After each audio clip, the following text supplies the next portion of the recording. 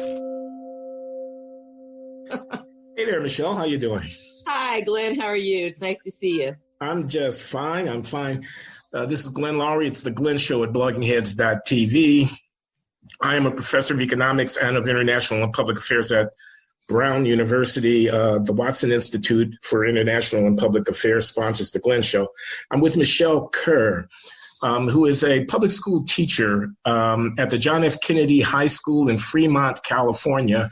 She's been a guest previously on the Glenn Show, and she's back to talk about, just about everything having to do with K through 12 education, and especially in this time of COVID-19 crisis. So welcome, Michele.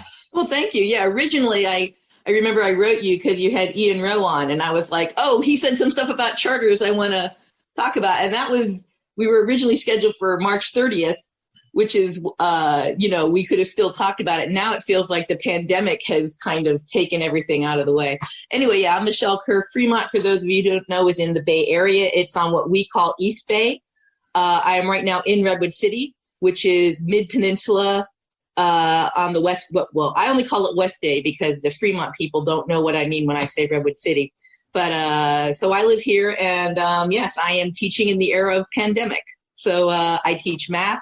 Right now I teach math and engineering. I have 4 credentials. Since last time I spoke, I have a career technical education. My specialty is in information systems, which is from my previous life. I teach math. I'm also credentialed in English and in history. And at Kennedy, I have used all 4 of those credentials at one time. Michele was a guest previously on the Glenn Show. We were talking about what are some of the challenges of educating kids, especially kids with disadvantages. And Michele had so many interesting things to say and was so articulate in saying them that I thought she'd be the perfect person.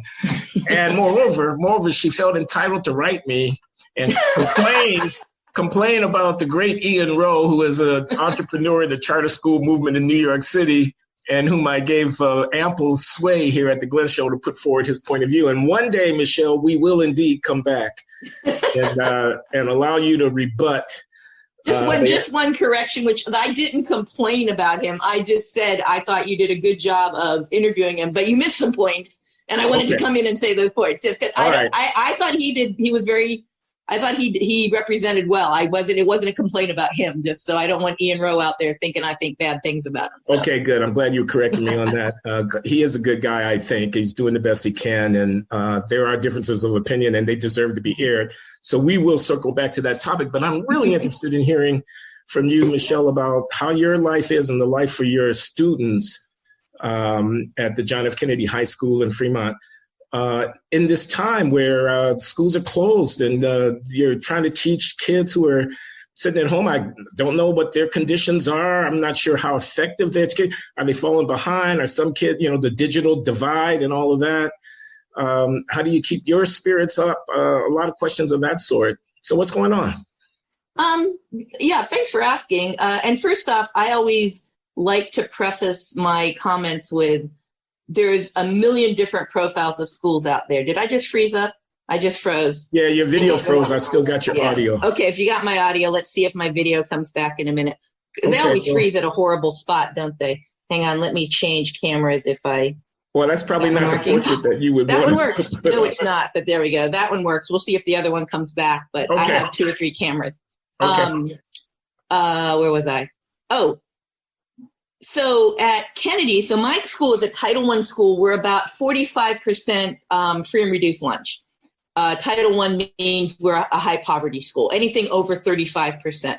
And we fortunately had time. It was actually quite interesting. And by the way, I listen to you all the time, and I'm pretty much where you are on whether or not shutting down absolutely everything, particularly schools, that there might not have been other ways to achieve it. I don't want to, I'm not somebody who's, it's just the flu. I'm just saying that I was not on board with closing down the schools when we did. In fact, probably 30% of my students have a job. So I'm like, wait, they can go to work, but they can't go to school. This really kind of annoys me. Yeah. And they're still going to going to work. And some kids, and my brother is a manager of a very, very exclusive grocery store up in Portola Valley. When school shut down, he got like 4 high school and college employees. I mean, kids that had been sent home that were working, that wanted a way to pay the bills or just wanted some money or wanted something to do, but they got jobs. Yeah, my kids, I've got kids working at Burger King because you can't come in. Burger King, Panera. I've got kids working at grocery stores, kids doing, I'd say most of them are working in restaurants, but some are working in grocery stores. Wow. So probably some are working in DoorDash. It tends to be, there are also kids who are not allowed to leave the house. You know, I mean, there's both sorts. As I said, our school is very mixed demographically. We're about 35% Asian, 35% Hispanic, 24% white, and about 12% African American. And if I were to if you told me the demographic of my student, I would be able to tell you the odds of whether or not they're staying home or not. You know, in other words, so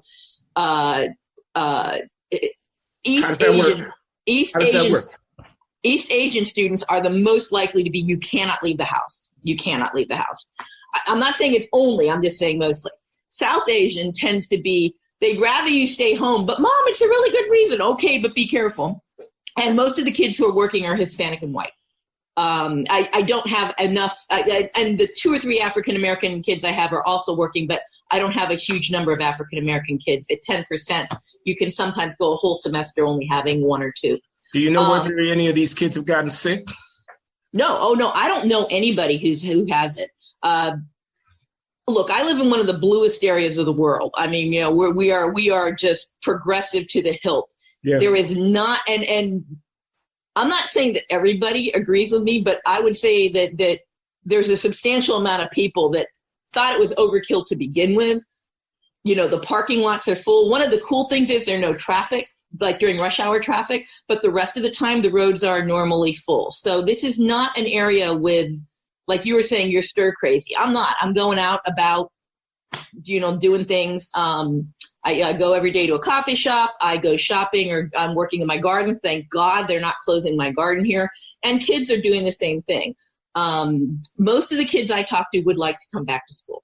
And that's saying much, because I'm not teaching like the top tier kids. So anyway, going back to what it's like, we were from, and it's kind of interesting because when people, they tend to talk to the unions, and when we were shut down, going back to the story. So Thursday, we got an email from our superintendent saying, look, the CDC says there's really no health reason we should close the school. In fact, it might be bad to close the school, which, by the way, was what the CDC was recommending back in March.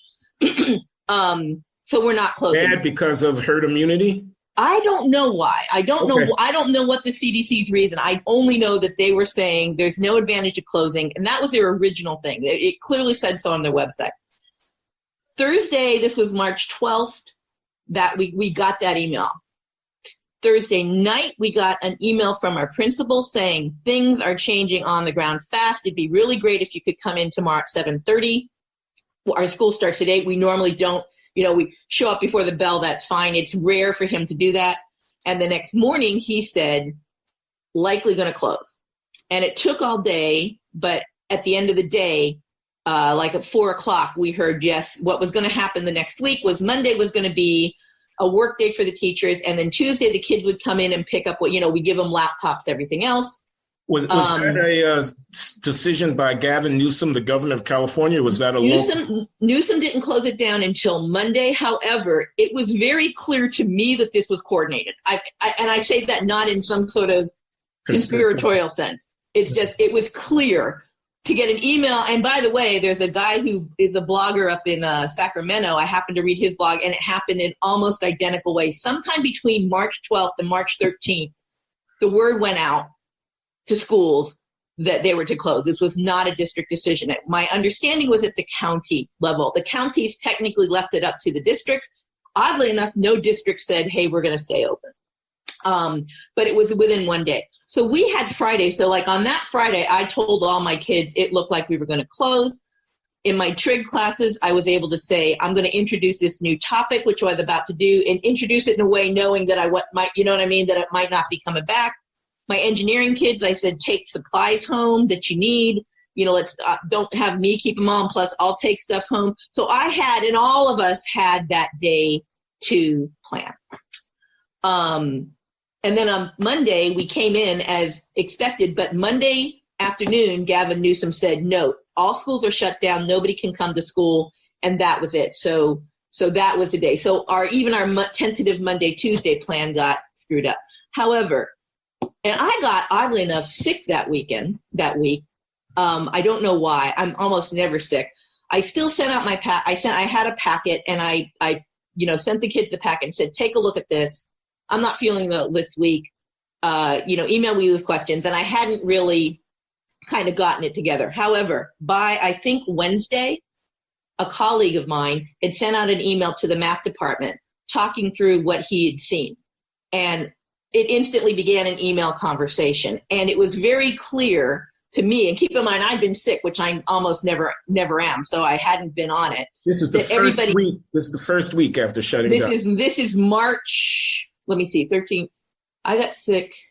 It was like the Thursday, so before March 20th. March 20th. We were, so I was still sick when I got these emails, I remember. And it was clear. So some people were making videos. Most everybody was holding Zoom conferences, which I was expecting to do. And in other words, without any direction or anything, pretty much my entire cohort of math teachers, group of 10 math teachers were teaching. And I was really amazed, and I got some really good tips. Like, I had not planned on using Google Classroom. One of my colleagues said it's really good because what he did was do you know what Google Classroom is? I don't. You can explain it. Google Classroom is one of the bazillion things that Google gives for free so they can collect our data and sell it to the Chinese or whatever they're doing. But it is it's very, by the way, having now used it, I'm a big fan. It's probably what I will continue to use in my engineering classes. But what's nice about it is you create a class, and you can either add your kids yourself. And this is what the colleague said. He said he sent out an email with the class code, and then the kids could join it. And that let him know how many kids were reading his emails. And I went, oh, Lordy, that's really useful. And that was what led to me doing it. And Google Classroom is quite good. You can quickly grade, like kids upload. All kids have cameras. And I have kids who don't use laptops that much and pretty much do everything through their phones. But in most cases, if a kid's struggling, I'm like, the school has given them away, contact the school, you'll get a laptop. That we prioritize that. But anyway, so I remember by about Friday, I was feeling better. And that's when I got all my classes set up, and I started looking into Google Classroom, and I sent out school. I had been sending out emails all along. And one of the things we have, which I believe, and I don't know that most people know this, most schools, I believe, have some kind of package that allows you to email your students without going through email. In our particular case, it's something called School Loop. And what's nice about it is that I can go on to School Loop and say, okay, I want to email all my first block kids. Or I want to email all my first block kids and their parents. Or if you need to, I want to email this kid, all this kid's teachers and their parents. You have that kind of power. Really nice. I don't think this would have been doable if I'd had to collect email things. And one of the things, like if you get communication from our principals, one of the things that the principal says to the parents and the kids, you should be checking School Loop all the time. That is, the one place to start with. And then if your teacher says check Google Class. So my point is that I had originally planned on just, from the beginning, I was planning on teaching new stuff. All of our math department was teaching new stuff instantly. And I was actually relatively slow in getting started because I'd been sick that first week. And all of my colleagues, and by the way, as I found out pretty much throughout our school, the academic teachers were going forward and teaching. Some were creating videos, some were doing stuff through School Loop, some were doing assignments, but pretty much everybody was teaching. There are exceptions. I know this, that there are teachers who aren't doing anything. Hard to be a music teacher and do anything. Hard to be a PE teacher and do anything. But they are. A lot of them are giving them stuff to do. Yeah. Did you have a lot of pushback, or did you dare to express your thoughts about maybe this shutdown isn't necessary? I did. And how did I'm laughing because if for some reason my colleagues are out there, they're laughing at the idea that I might not express my opinion. In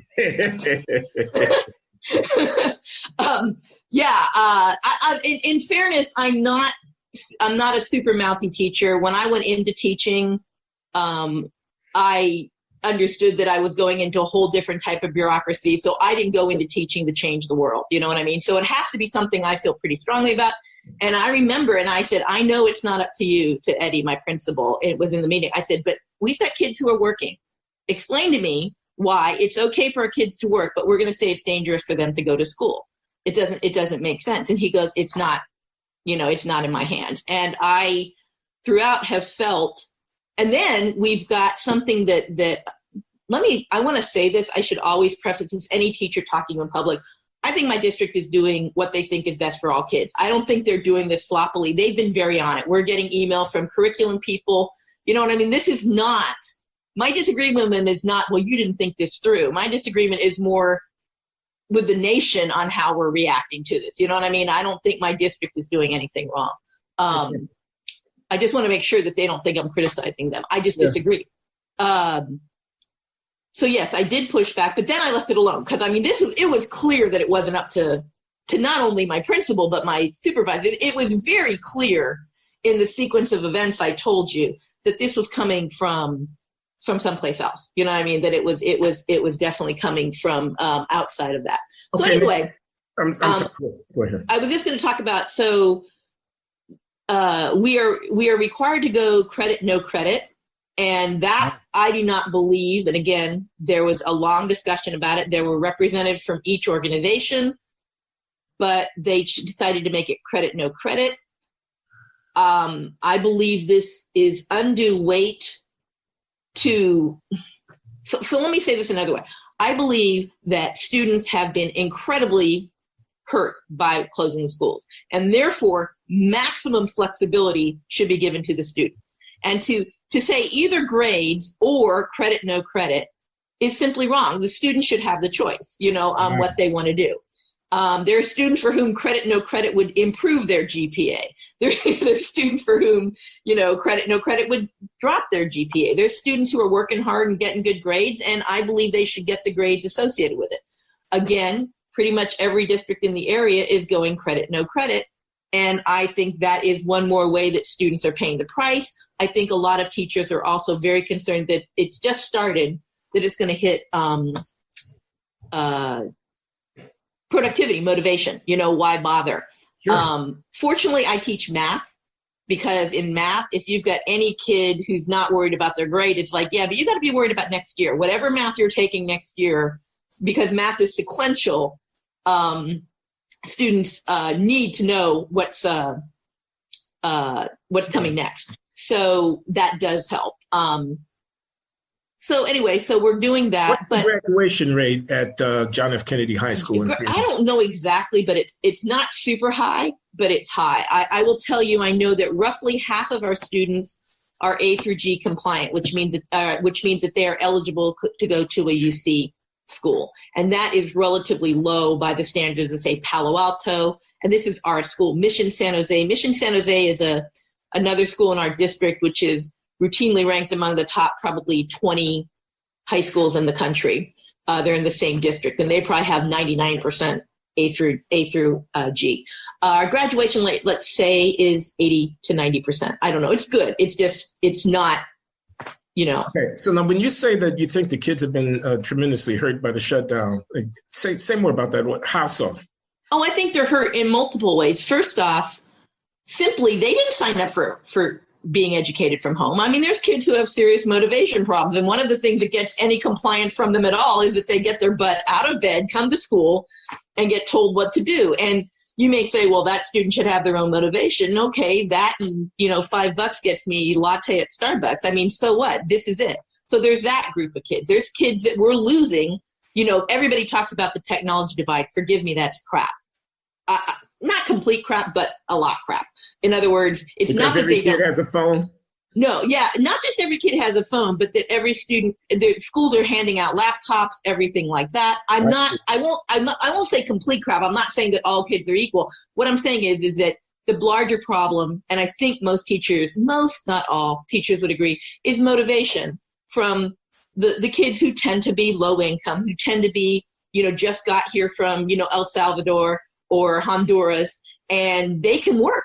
They can go out. In fact, there's many kids that we get that just come from another country that they did not come here planning to go to school. They came here planning on paying back the debt it took to, fly them over and claim asylum, or walk over if they were from, we have Punjabis that come here who claim asylum, or Honduras. And I'm saying this non-judgmentally. I'm just saying that these kids are shocked. What do you mean I have to go to school? I'm working. That wasn't in their plans. So when you have that kind of kid, they're not even going to think about going to school. And that's, and people look and say, well, they don't have the technology. We can get them the technology. It's not on their list of priorities. And I'm not saying it should be. I'm not saying that judgmentally. There's other kids who are playing video games from dawn till dusk. Again, I say that without judgment. Okay. It's like they didn't sign up to be educated from home. They did not sign up for it. These are teenagers. These aren't adults. They don't have a choice. And we change the rules on them. And I don't care what their reason is for not participating. It's not their fault. It's not, you know what I mean? I'm not saying, oh, the poor dears. I'm just saying we changed the rules. And we didn't ask them. We didn't say, hey, what do you want to do? We didn't say, hey, we're going to add. I mean, there's people who are saying, well, we need to repeat this year if they're poor. I'm like, no, you don't. I mean, I'm sorry. If they want to, sure. And this is my point. All flexibility should be given to the kid and the parents. If the parents say, I want my child to repeat this year, they repeat. If the kid says, hey, the fact that I don't have these credits, I was out working during the pandemic because my dad and mom were out of work and I could get a job. I'm like, then you need less credits to graduate, fewer credits to graduate. Well, you know what I'm saying? The shutdown happened in March. Yes. The academic year started in September and ended in June. How is it that you want to repeat a whole year because you lost half of a year? I absolutely agree. And that's what they're saying. They're saying we've got to catch them up. I'm like, and again, most people are focused more on elementary school kids, where I believe, I don't want to say the damage is non-existent. It's less because they have catch-up time. I think the kids, if you look at cohort-wise, the kids are probably the most hurt by this are the sophomores and juniors, whether college-bound or not. High motivation, they have just had a significant crimp in their ability to build a resume to look attractive to college. Low motivation, these are kids who tend not to be motivated, and you've just increased the possibility that they're going to have to take more classes, to repeat classes. I haven't heard you speak about the role of parents stepping up, the amount of involvement in their kids' education in virtue of the fact that the kid's not going to school, kind of homeschooling light, where they're substituting for the discipline of the school by providing the motivation or the structure in the home and so forth. Is this pie in the sky on my part? Do I not understand parents? I would say, okay, this is my view. I would argue it's probably the view of more people than you know. Look, parents' job, as far as I'm concerned, is to get the kid to school. That's it. You know what I'm saying? Now, an administrator, in fact, it's kind of a joke at my school because I hate calling parents. I never call parents. And if I'm really having trouble with a kid, like particular trouble, and I call an administrator, I know the first thing he's going to say is, did you call the parents? I'm like, no, I don't like calling parents. It's like, it's between me and the kid. If I have to bring in you, that's one thing. But my point is that parents are parents. Public school is something that we require you to do to bring your kid to school. If a parent says, look, my kid, I tell him to go log on and he refuses, I don't blame that parent. That's just how it is. If some kids have internal motivation, some don't. It is not homeschooling at the high school level, I would argue. Most parents don't have the skill level to do it at the high school level. If I read one more stay-at-home mom or opinion journalist mom talking about the difficulty she has with her 8-year-old and her 10-year-old getting them to their Zoom sessions, I'm just going to beat them with a stick. I'm like, shut up. Just, can we go out and It's just ridiculous. It's like your point is that most parents don't have their resources to be able to be worried about it in that way. You are writing for the Washington Post, okay? You are an op-ed columnist for the Washington Post. Call me nuts, but I think your kid could probably take a whole year of school and watch video games and garden and do it, and you're fine. And shut up. I'm not really, but it's like I just really don't need any more moms or dads talking about the difficulties. Sorry. Sorry. I'm being too opinionated and unstructured today. I'll try and be more. No, you're fine. You're fine. Okay. You talked about the different ethnic groups. You said the East Asians, the South Asians, and whatnot. Yes. What do you think in terms of parental involvement and offsetting through home effort, whatever the deficits might be from shutting down? Do you think the East Asians are less disadvantaged by the shutdown than others, or that might have been my supposition? There more parental involvement and more focus on academics. We have a wide range of economic status among our East Asians. So, for example, last year, and actually for the 2 years prior to that, in my ELL class, English Language Learners class, I had a Chinese kid who had very low motivation, was quite bright, understood more English than he let on, didn't like to work, and had a father who worked 3 jobs. Okay. And then you know what I mean? So we get kids that have, from China with that level of status. We also get kids from India. As I said, Punjabis, there's more and more Punjabis coming over. The first time I met an Indian Punjabi who didn't speak English, I was blown away. I've worked and lived and worked in the Bay Area all my life, and every single Indian I had ever met up to that time spoke English as like one of their first language. Yeah. And it's, but we're getting, and then we of course have kids whose parents are in, technologists and working at Tesla or working at Google or working at Facebook. So we have a wide range of socioeconomic among our East Asians. I would say yes, that when I talk about the East Asians whose parents are making them stay at home, I would say that's disproportionately probably highly educated. In fact, I would say it is probably a factor of education, the degree to which parents are making their kids stay home. It seems to me that upper income people in general are much more worried about it than working class. Again, this is just my general opinion. What about What about the social life of the kids, about them interacting with each other, about the clubs and the outings and all of that? No, how about sports? How many kids are losing football scholarships? No, I agree. It's not just the academics. It is all of the other things that come along with it. In fact, one of the things I'm doing today, I brought, so I'm an engineering teacher, and I brought home my 3D printers. And we're a low income school, and the school right down the street from us has this most amazing setup. And I've just got these 2 little printers, but I was going to print out, have kids say, hey, if you know what a 3D printer is, by the way, do people know what a 3D printer is? Well, why don't you tell us? I roughly know, but I don't know as much as I could. My brother always says you shouldn't call it a 3D printer. It's a replicator. It basically, you can build something on screen and print it out.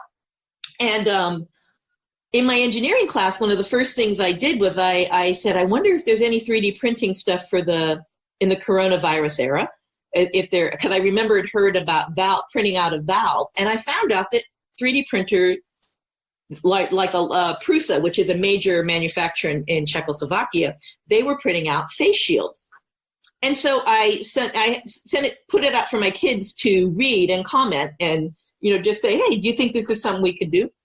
And it turned out that one of my students' mom is a nurse, and she looked at it and said, wow, I could really use those. And I said, oh, okay, well, I'll try to print them out. And then we found something called an ear guard. Have you ever seen how they hook the mask over your ears? Mm-hmm. When you wear that all day, it can really hurt. Mm-hmm. And so there's something called an ear guard, which is just this little piece of printed out plastic that you fix right here. And so it doesn't block your ears. And she goes, oh my God, give me as many of those as you can. So I gave her like 55.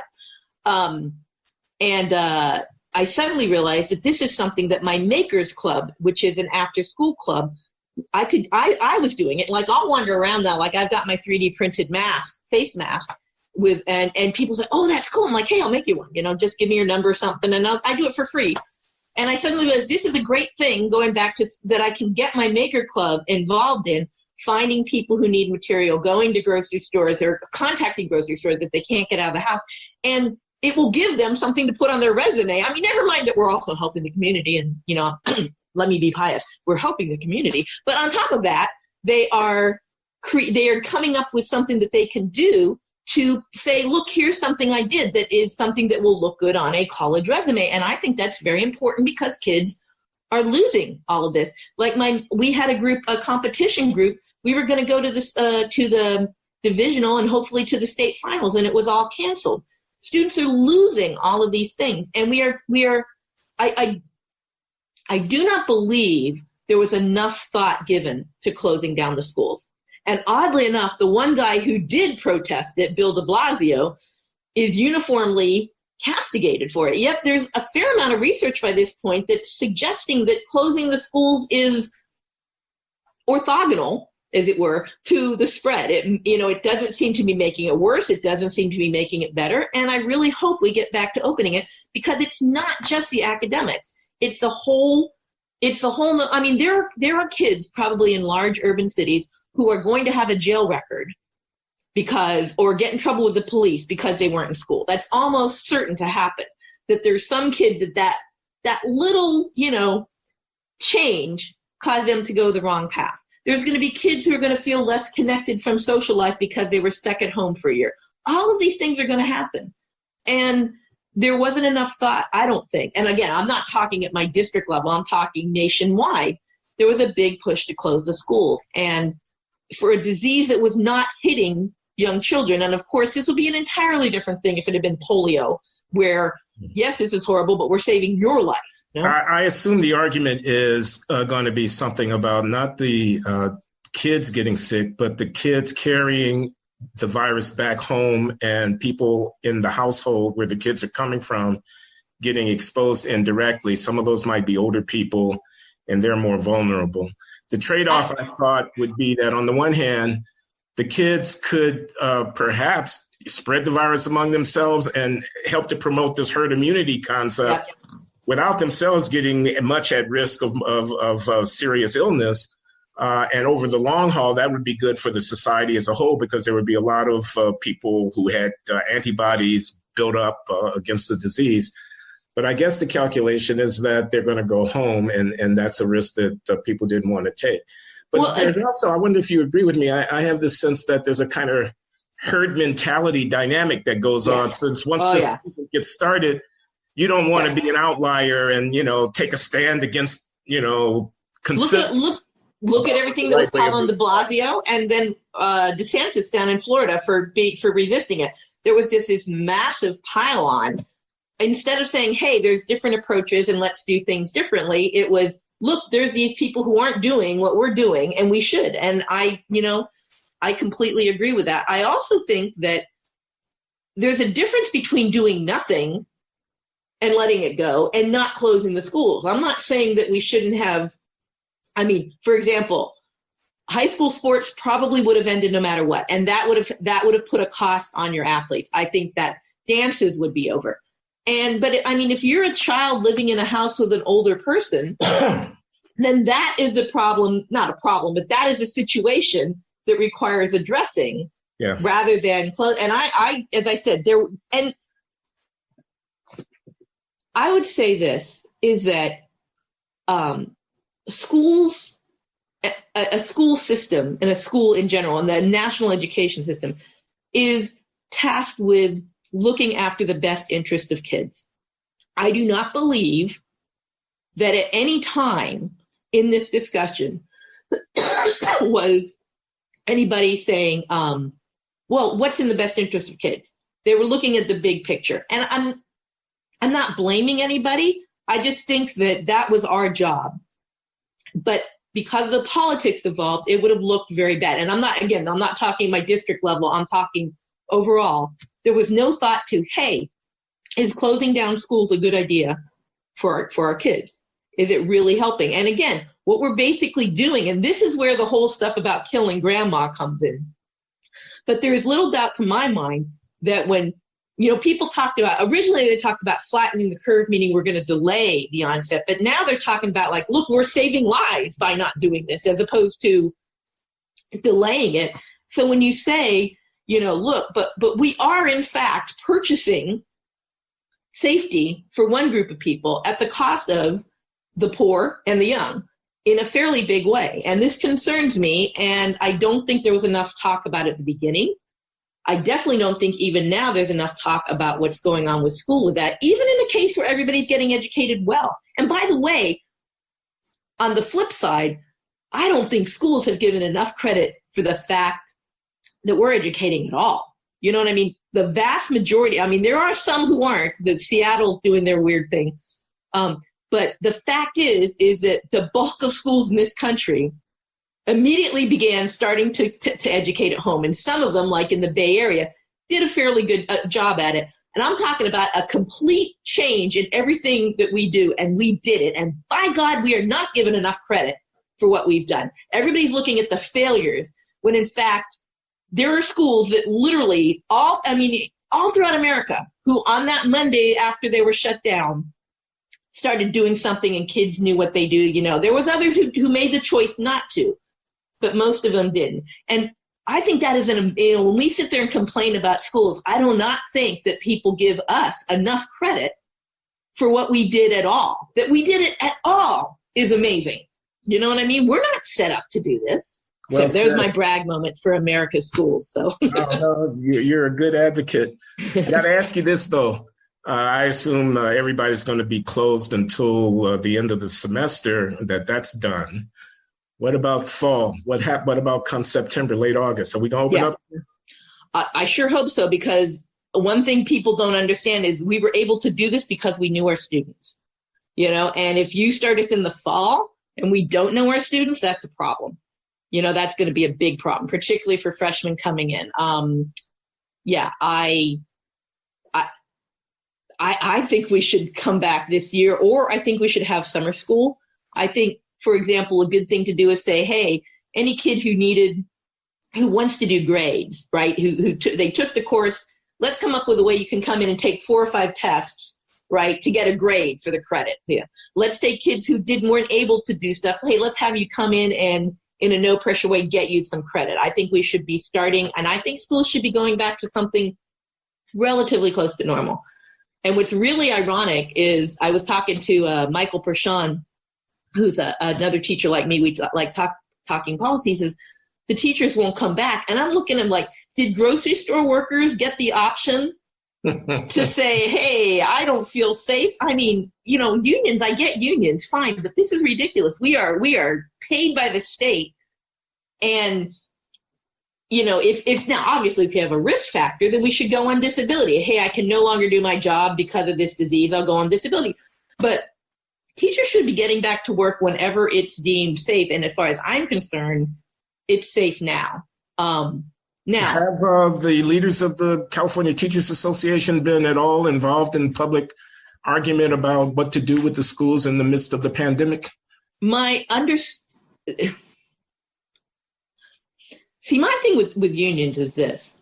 They're fairly good at their primary task, which is negotiating us money and pensions. Yay, unions.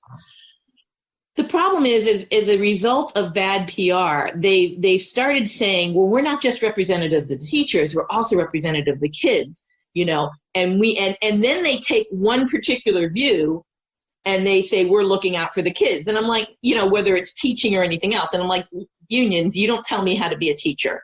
Shut up. You get me more money. Go away after that, And so therefore my answer is yes, they are getting involved, but they're going to stay involved on, access. They're going to be the ones pushing for credit, no credit. They're going to be the ones pushing for making sure that we don't open up too soon because it won't be safe.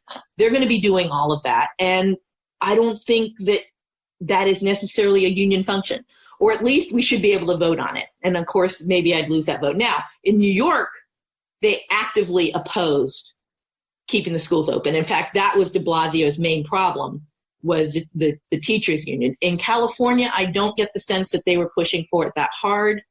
Don't quote me on that, but I certainly didn't hear it. As I said, this all came out of the blue. There was something else you were saying. I can't remember.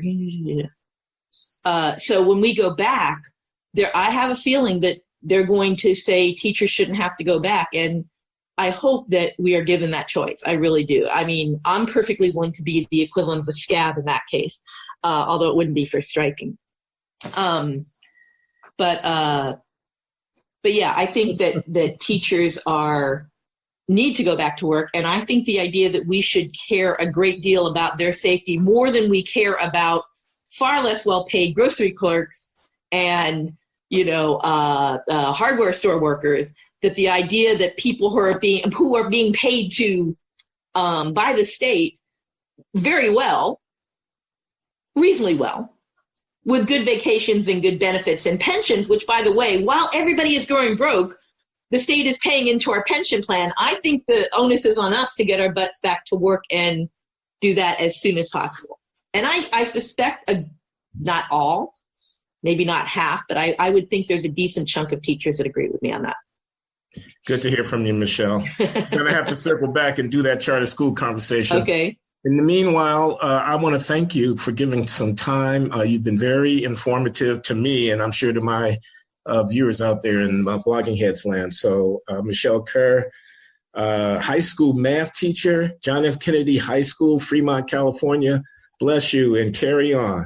Oh, well, thank you very much. And you take care too, okay? Okay, I will do that. Bye-bye.